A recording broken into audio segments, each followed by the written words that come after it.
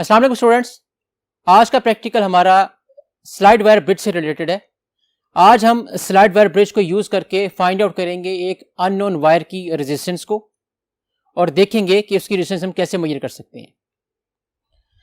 जैसा कि आप बोर्ड पे देख सकते हैं, इस प्रैक्टिकल के लिए जो ऑपरेटर्स हमें प्रोवाइड किया गया है वो अवेलेबल है आपके पास बोर्ड के ऊपर, आप उसे देख सकते हैं।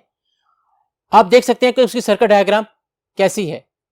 मैन्युअली भी हम सर्किट डायग्राम के जरिए अपने सर्किट को यूं ही अटैच करेंगे। आइए अब हम चलते हैं अपने प्रैक्टिकल की तरफ और सर्किट अटैच करने के बाद देखते हैं how we can find out the readings. ये हमारा ऑपरेटर्स है जो कि हमने स्लाइड वायर ब्रिज के प्रैक्टिकल में इस्तेमाल करना है। जैसे कि आप देख सकते हैं हमारे पास वायर्स मौजूद हैं, जॉकी है, वन वे की है, बैटरी है, स्लाइड वायर ब्रिज है, रेजिस्टेंस बॉक्स है जो कि हमारे पास लो रेजिस्टेंस बॉक्स है और गैल्वेनोमीटर है। ये वो वायर है जिसकी हमने रेजिस्टेंस मेजर करनी है। इस वायर को हम इन दो नोब्स पे अटैच करेंगे। इन दो नोब्स में हम अपने रेजिस्टेंस बॉक्स को अटैच करेंगे और इस नोब के साथ हम अपने गैल्वेनोमीटर को अटैच करने जा रहे हैं और साथ ही गैल्वेनोमीटर के पॉजिटिव टर्मिनल के साथ हम अपनी जॉकी को अटैच करेंगे। एक बात का ख्याल रहे स्टूडेंट्स कि जहां पे आपने जिस प्रैक्टिकल में भी आपने जॉकी को यूज करना है उसके लिए आपने वायर बड़ी लेनी है। क्यों? क्योंकि इस प्रैक्टिकल में आपने इस जॉकी को स्लाइड करना होता है इस वायर के ऊपर स्टेप बाय स्टेप, तो इसलिए आपको 1 मीटर की इस रॉड के मुताबिक जो वायर आपको अटैच नजर आ रही है, इस वायर के ऊपर स्लाइड करने के लिए उस वायर की लेंथ बड़ी चाहिए जो कि आप जॉकी के साथ अटैच करोगे।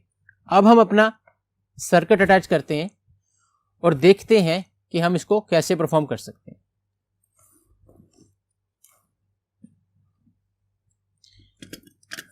सबसे पहले बैटरीज को अटैच कर दें अपने इस नोब के साथ। इस पॉइंट को हम कहेंगे पॉइंट ए।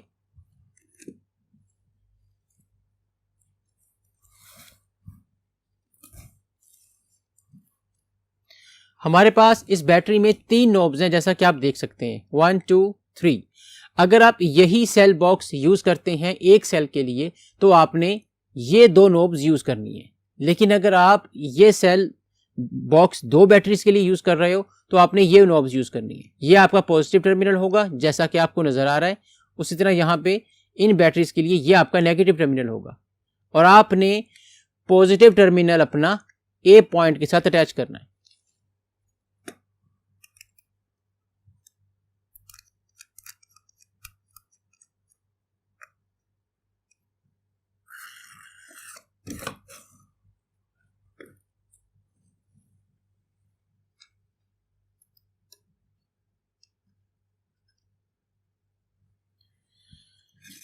ए पॉइंट के साथ पॉजिटिव टर्मिनल अटैच करने के बाद आप बैटरी का नेगेटिव टर्मिनल की के साथ अटैच करेंगे जो कि हम इस प्रैक्टिकल में वन वे की को यूज करने जा रहे हैं।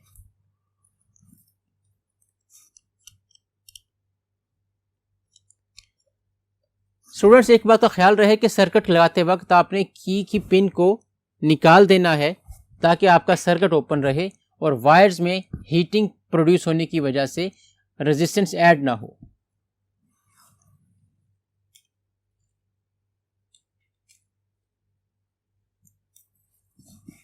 इस की के सेकंड टर्मिनल को आपने पॉइंट सी से अटैच करना है और पॉइंट सी आपका इसी स्लाइड वायर ब्रिज का ये लास्ट पॉइंट है।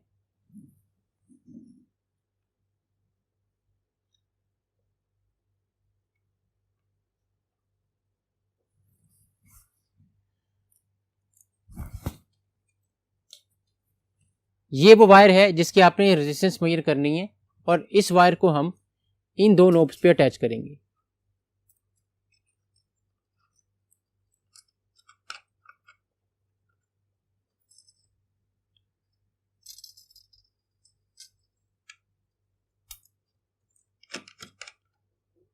कोशिश करें कि ये वायर आपस में भी खुद से अटैच ना होने पाए, इसलिए इसको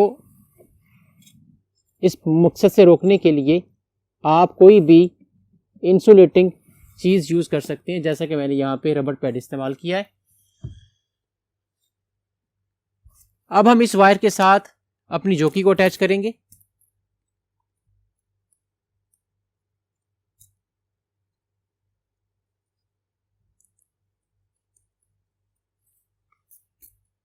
और जॉकी के इस वायर को अपनी गैल्वेनोमीटर के पॉजिटिव टर्मिनल से अटैच कर देंगे।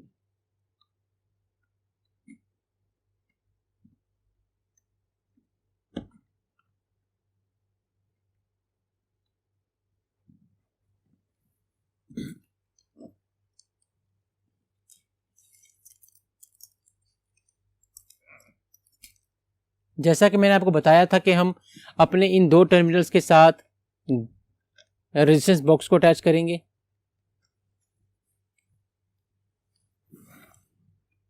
अभी आपने रेजिस्टेंस बॉक्स में से कोई भी पिन को नहीं निकाला, इसलिए तमाम की तमाम रेजिस्टेंस अपनी जगह पे 0 शो होंगी वहां पे या काउंट होंगी।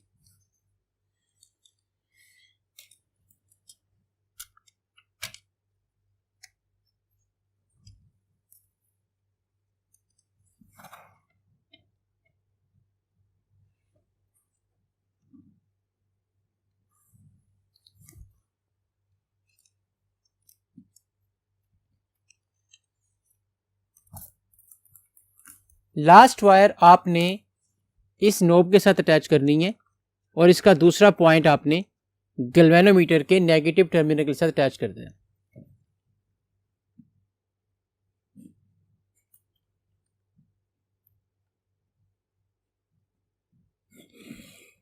स्टूडेंट्स, आपका सर्किट मुकम्मल हो चुका है।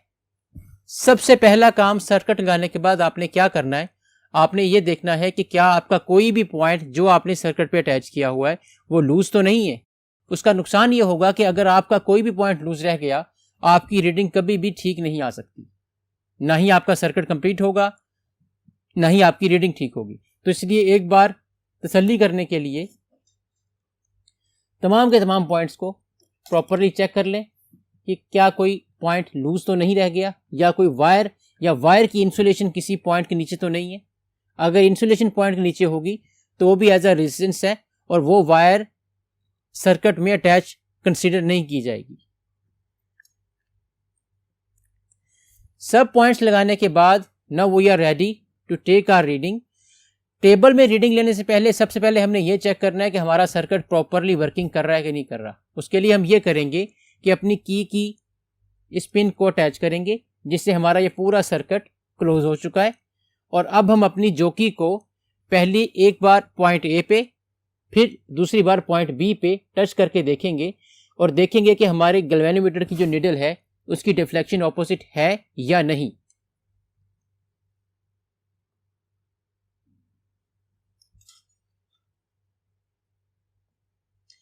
स्टूडेंट्स, जैसा कि आप देख सकते हैं कि मैंने जब पॉइंट ए पे जॉकी को टच किया है तो गैल्वेनोमीटर की निडल राइट साइड पे मूव कर रही है, और जब मैंने इसी जॉकी को पॉइंट सी से टच किया है तो यही मेरी गैल्वेनोमीटर की निडल जो सी है वो लेफ्ट साइड पे मूव कर रही है या डिफ्लेक्ट कर रही है। इसका मतलब है हमारा सर्किट बिल्कुल कंप्लीट है, ठीक है।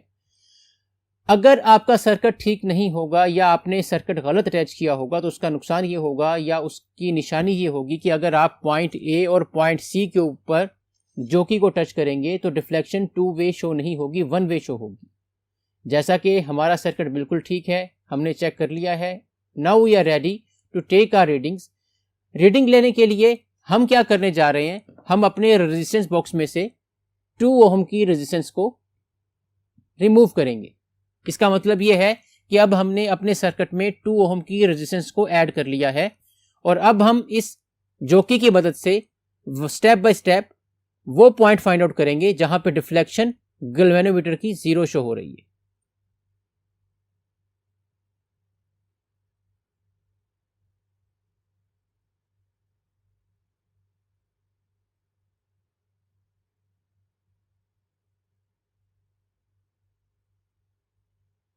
स्टूडेंट्स, ये वो पॉइंट है जहां पे आपको गैल्वेनोमीटर की नीडल की डिफ्लेक्शन 0 शो हो रही है, दैट इज 32।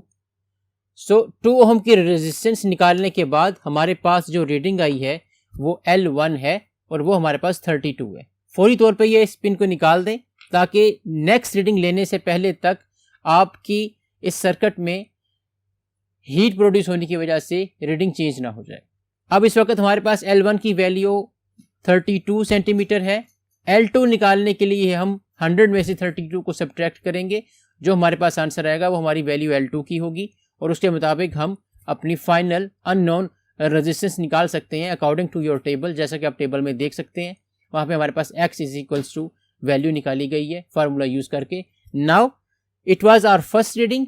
सेकंड रीडिंग निकालने के लिए मैं क्या करने जा रहा हूँ, मैं 1 ओम मजीद इसमें ऐड करूंगा और 1 पिन और रिमूव करूंगा अपने रेजिस्टेंस बॉक्स में से। और इस वक्त मैंने जो रेजिस्टेंस ऐड की है वो टोटल 3 ओम की है। अब मैं दोबारा से पिन लगाऊंगा और देखूंगा, दोबारा से वो पॉइंट फाइंड आउट करूंगा जहां पे इस जॉकी की मदद से हम देखेंगे कि गैल्वेनोमीटर पे डिफ्लेक्शन 0 शो होगी।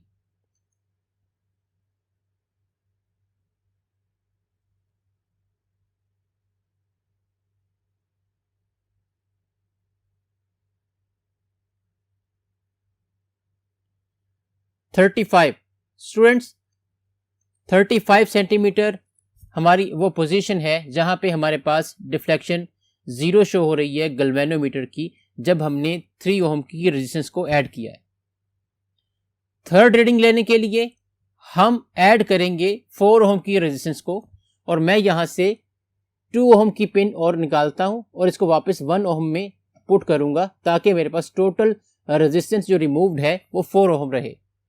दोबारा से मैं ये पिन अटैच करूंगा और थर्ड रीडिंग लेने के लिए मैं वो पॉइंट मेजर करूंगा, वो पोजीशन फाइंड आउट करूंगा जहां पे डिफ्लेक्शन 0 होगी।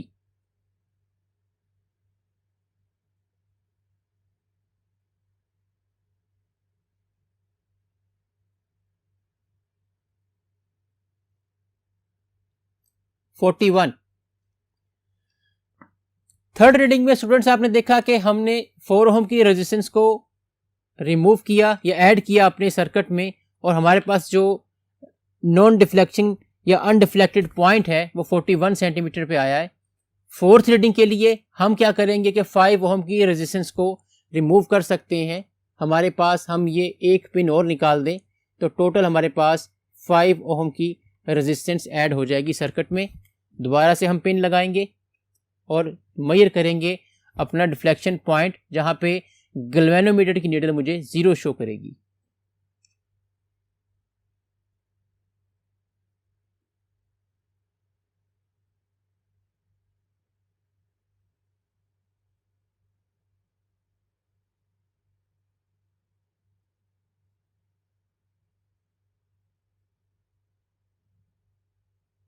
स्टूडेंट्स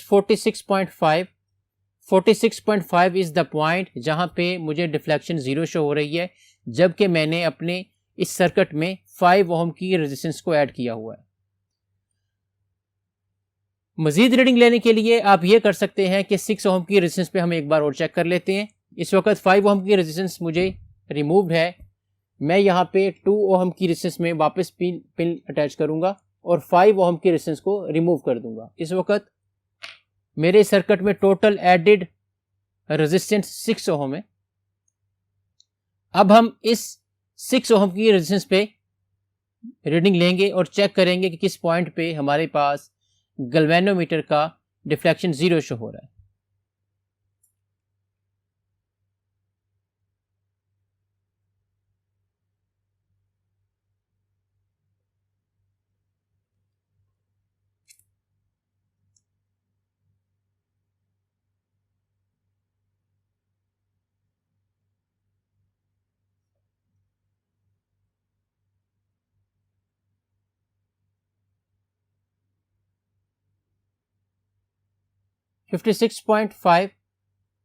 स्टूडेंट्स 56.5 सेंटीमीटर वो पॉइंट है जिस पॉइंट पे आपके पास गैल्वेनोमीटर की डिफ्लेक्शन 0 शो हो रही है।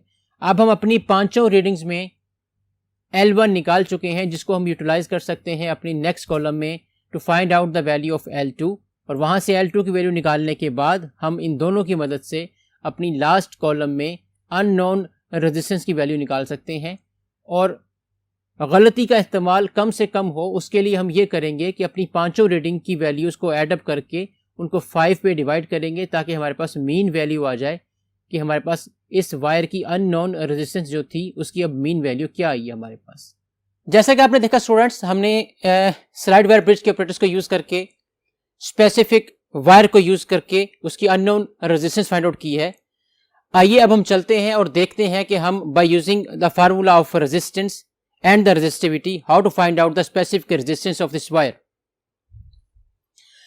जैसा कि आप बोर्ड पे देख सकते हैं हमारे पास फार्मूला गिवन है। इस फार्मूला के मुताबिक हमें यह शो हो रहा है कि किसी भी वायर की जो रेजिस्टेंस होती है वो उसकी लेंथ के डायरेक्टली प्रोपोर्शनल होती है और उसके एरिया के इनवर्सली प्रोपोर्शनल होती है। मींस जितना ज्यादा एरिया होगा वायर का उतनी रेजिस्टेंस कम होगी और जितनी लेंथ ज्यादा होगी उतनी रेजिस्टेंस भी ज्यादा होगी। लेकिन हमें यहाँ पे रो की वैल्यू चाहिए, उसके लिए हम फाइंड आउट करते हैं कि हम रो कैसे निकाल सकते हैं। जैसा कि आपको बोर्ड पे शो हो रहा है, हमारे पास जो हमने x की वैल्यू फाइंड आउट की है फ्रॉम योर टेबल, उस वैल्यू को यूज करेंगे यहाँ पे और हम लेंथ और एरिया को, जो कि एरिया हमने वायर का बाय यूजिंग माइक्रोमीटर गोज निकाला है, वो 0.56 डायमीटर का है, जिसका हमारे पास रेडियस 0.28 सेंटीमीटर है। उसको यूज करके हम देखते हैं कि हमारे पास जो स्पेसिफिक रेजिस्टेंस आई है वो कितनी है। ये हमारे पास फाइनल रिजल्ट है।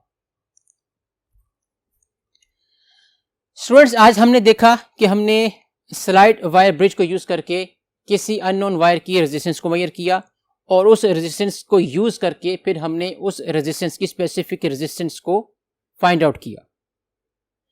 नेक्स्ट लेक्चर में दोबारा मुलाकात होगी। Thank you so much.